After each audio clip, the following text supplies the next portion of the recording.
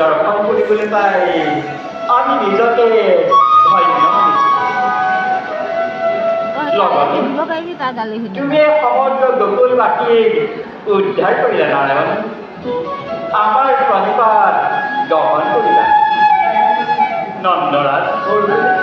নন্দৰাণী আমাৰ আমি এতিয়া স্থানে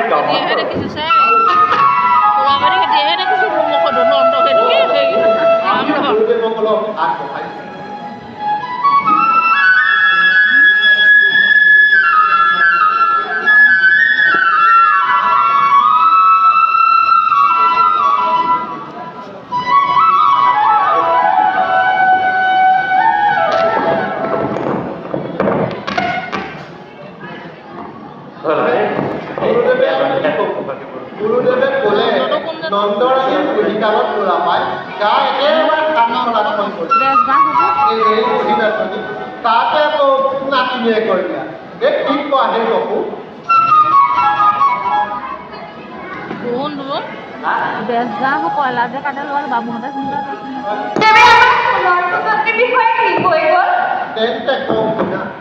গুৰুদেৱে আমাৰ সোণৰ পুতলিৰ নাম মানে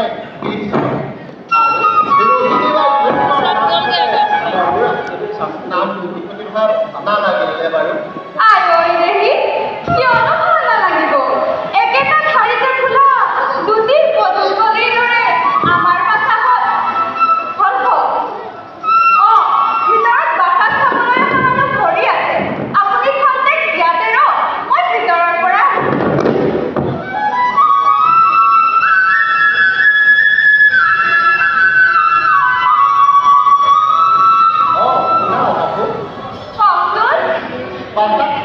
সকলোকে উদৰ প্ৰায় খাবলৈ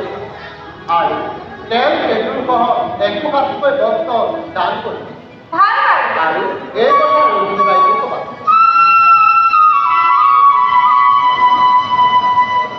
ময়ো যাওঁ বাটাক চাবলৈ অহা মানুহে ভিতৰত ভিৰ কৰি আছে খন্তেক খবলৈ আছে